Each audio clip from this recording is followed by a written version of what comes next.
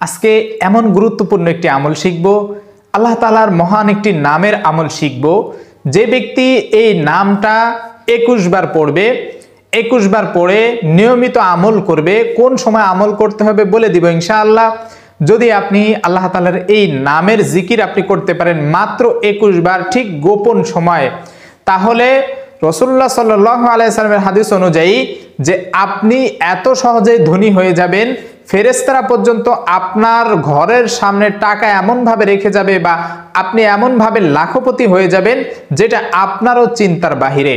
আল্লাহ তাআলা বান্দার সব ইচ্ছা পূরণ করে থাকেন। বান্দা যদি আল্লাহ তাআলা যখন ডাকেন, যখন দিতে চান, সেই সময়টাতে যদি বান্দা আল্লাহ তাআলা সেই ডাকে সাড়া দিতে পারেন। প্রিয় দিনী ভাই এবং বোনেরা, আমরা মানুষ অলসতার ভিতরে দিন যাপন করি এবং সব কিছুই কেমন যেন সহজেই অর্জন করার চেষ্টা করতে চাই, কিন্তু আসলে কোনো বিষয় আছে এমন যেই জিনিসগুলো যদি আমরা জেনে সেটা আমল করতে পারি তাহলে সেটা অনেক কঠিন হলেও আল্লাহ তাআলা কিন্তু সহজেই দিয়ে দেন। তবে সেই বান্দার চেষ্টা থাকা দরকার এবং সঠিক যে কাজ সেই কাজটা মেনে সে আমলটা করা দরকার। প্রিয় নবী সাল্লাল্লাহু আলাইহি ওয়াসাল্লাম এমন আমল শিখিয়েছেন। আজকে আমরা সেই একটি আমল শিখব। আল্লাহ তাআলা সেই মহান নাম, এমন গুরুত্বপূর্ণ একটি নাম যা আমরা অনেকেই জানি না। আমাদের যখন টাকার প্রয়োজন হয় আমরা কি করি? অন্যের কাছে আগে সাহায্য চাই। আমরা ভুলে যাই যে আমাদের উপর একজন মালিক রয়েছেন, সে দৈনিক ডাকতে থাকেন আমাদেরকে। সেই সময়টা হচ্ছে গভীর রাত। এই গভীর রাতে আমাকে আপনাকে সবাইকে ডাকে। আল্লাহ তাআলা বলতে থাকেন, ও আমার বান্দা, কার কি প্রয়োজন আমাকে বলো, আমি তোমার সেই চাওয়া পাওয়া পূরণ করব। তোমার কি রিজিকের প্রয়োজন, রিজিকের অভাব রয়েছে আমাকে বলো, আমি তোমার রিজিক দিয়ে ভরপুর করে দিব। ও আমার বান্দা, তুমি কি বিপদগ্রস্ত আমাকে বলো, আমি তোমার বিপদ দূর করে দিব। ও আমার বান্দা, তোমার কি প্রয়োজন, তুমি কি অসুস্থ আমাকে বলো, আমি সুস্থতা দান করব। এইভাবে গভীর রাতে আল্লাহ তাআলা প্রত্যেকটা বান্দাকে ডাকতে থাকেন।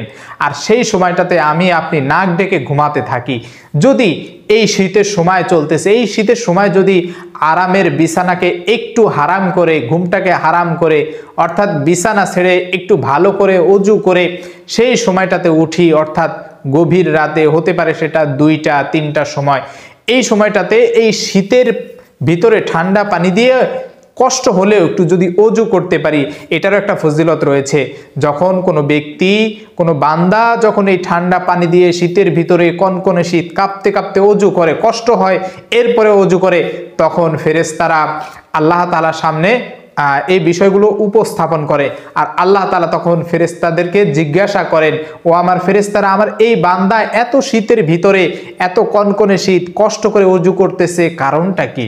তখন আল্লাহ তাআলা এগুলো দেখে হেসে দেন এবং ফেরেশতারা বলতে থাকেন, হে আল্লাহ, আপনার এই বান্দা হচ্ছে আপনার সন্তুষ্টি লাভের জন্য, আপনার থেকে জাহান্নাম থেকে মুক্তি পাবে, আপনি জাহান্নাম থেকে মুক্তি দিবেন, আপনার থেকে জান্নাত লাভ করবে, সে জান্নাত লাভের জন্য এ কষ্ট করে ওযু করতেছে, আপনার কাছে সবকিছু সে হালাল চাওয়া পাওয়া উপস্থাপন করবে, এই জন্য সে ওযু করতেছে, সে নামাজ পড়বে।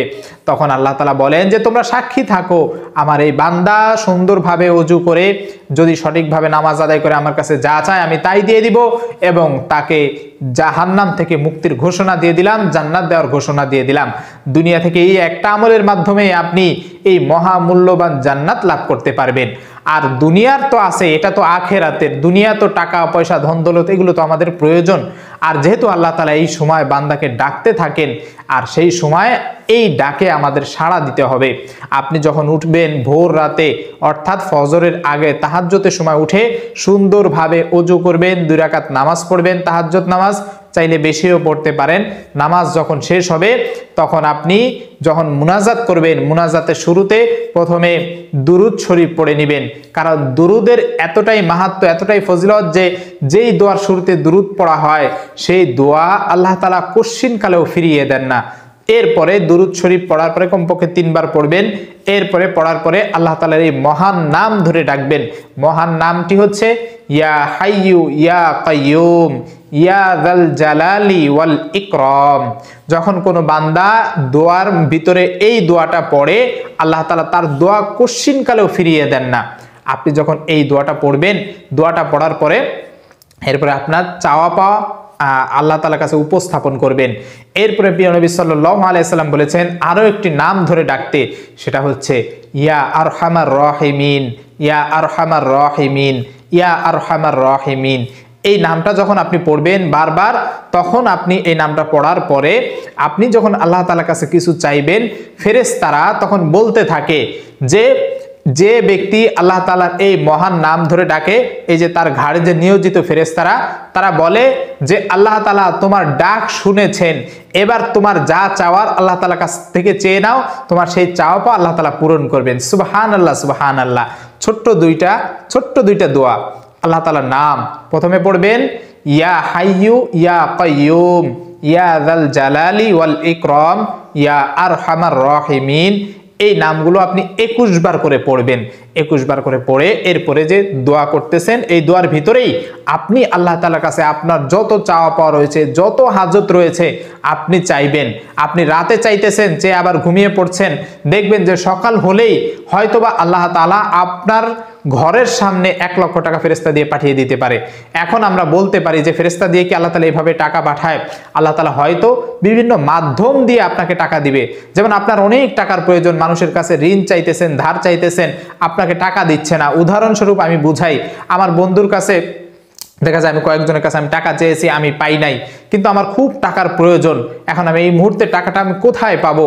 হঠাৎ করে আমার বন্ধুর সাথে বিভিন্ন বিষয়ে আলোচনা করতেছি, গল্প করতেছি, এই প্রসঙ্গে কথা উঠে গেল যে আমার তো এমন টাকার প্রয়োজন ছিল এই সমস্যার কারণে। বন্ধু বলে উঠলো যে আরে তোমার টাকার প্রয়োজন, তুমি আমাকে কেন বলনি? সঙ্গে সঙ্গে সে টাকাটা দিয়ে দিল। নাও তোমার যখন মন চাই দিও, যাও, দিতে হবে না। এইভাবে টাকার ব্যবস্থা হয়ে গেল। ঠিক তেমনি ভাবে আপনার সাথে আল্লাহ তাআলা এমন কারোর সাথে যোগাযোগ করিয়ে দিবেন, এমন ব্যবস্থা করে দিবেন যে লাখ টাকা আপনার প্রয়োজন, লক্ষ টাকা আপনার বাড়ির সামনে আল্লাহ তাআলা দিয়ে দিবেন। লক্ষ টাকা আপনার ব্যবস্থা হয়ে যাবে মুহূর্তের ভিতরে, এমনও হতে পারে। তাই আল্লাহ তাআলা যে কোনো মূল্যে, আল্লাহ তাআলার কাছে তো কোনো কিছু অসম্ভব নয়, এটা আপনি স্বীকার করেন, আমি স্বীকার করি। আর স্বীকার না করলে আপনার ঈমান থাকবে না। আল্লাহ তাআলা শুধু বলবেন কুন, আর হয়ে যাবে, ফায়াকুন, সঙ্গে সঙ্গে হয়ে যাবে। তাই আপনার এই বিশ্বাস অন্তরে থাকতে হবে, তাকওয়া অবলম্বন করতে হবে, আল্লাহ তাআলার উপর ভরসা করতে হবে, তাওয়াক্কুল করতে হবে। যদি আপনি ভরসা করি, আল্লাহ তাআলার কাছে চাই, তাহলে অবশ্যই আল্লাহ তাআলা সেই চাওয়া পাওয়া পূরণ করবেন, সেই চাওয়া যদি হালাল হয়। এবং এই আমলটা আপনি নিয়মিত করে যান। হয়তো আপনি 1 সপ্তাহ করেছেন, আপনি 1 মাস করেছেন, যে কোনো মুহূর্তে আল্লাহ তাআলা কবুল করতে পারেন। যদি আমি দোয়া করলাম আর এখনই যদি বললাম যে আমার কবুল হয় না কেন, যদি আমার দোয়া আল্লাহ তাআলা এখনই কবুল না করেন, তাহলে আমি অনেক সময় হতাশ হয়ে যাই। তাই হতাশ হওয়া যাবে না। আল্লাহ তাআলা বলেছেন লা তাহজান ইন্নাল্লাহা মা'ানা, তোমরা হতাশ হয়ো না, নিশ্চয় আল্লাহ তাআলা আমাদের সাথে আছেন। অতএব আমি দোয়া করতেই থাকবো। আল্লাহ তাআলা যখন ইচ্ছা তখনই কবুল করবেন। আর তখন যখন মঙ্গল চান আমার, যে এই সময় দোয়া কবুল করলে, এই সময় বান্দাকে টাকা পয়সা দিলে, বান্দার হাজত পূরণ করলে বান্দার উপকার হবে, আল্লাহ তাআলা ঠিক তখনই আপনার দোয়া কবুল করবেন। কিন্তু দোয়া করে যেতে হবে। আল্লাহ তাআলার কাছে আগে সাহায্য চান, এরপরে মানুষের কাছে চাইবেন। এর আগে আল্লাহ তাআলার কাছে চাওয়া ছাড়া মানুষের কাছে চাইবেন না। তাহলে দেখবেন যে আপনার সব চাওয়া পাওয়া, লক্ষ কোটি টাকা চাওয়া পাওয়া আল্লাহ তাআলার কাছে চাইবেন। বড় বড় বিষয়গুলো আল্লাহ তাআলার কাছে চাইবেন। ছোট ছোট যেগুলো মানুষের কাছে চাইলেই পাওয়া যায়, এগুলো নয়, বড় বড় বিষয় চাইবেন আপনি। আপনার বাড়ি গাড়ি, ধন দৌলত, দুনিয়া যা কিছু আছে, আপনি এই দোয়া পড়েও আল্লাহ তাআলার কাছে চাইতে পারেন। রব্বানা আতিনা ফিদ দুনিয়া হাসানাতাও ওয়া ফিল আখিরাতি হাসানা ওয়া কিনা আযাবান্নার। হে আল্লাহ, দুনিয়ার সকল প্রকার হাসানা আমাকে দান করো, কল্যাণকর বিষয় দান করো। ওয়া ফিল আখিরাতি হাসানা, আখিরাতের হাসানা দান করো। ওয়া কিনা আযাবান্নার, আর জাহান্নামের আগুন থেকে আমাকে মুক্তি দাও।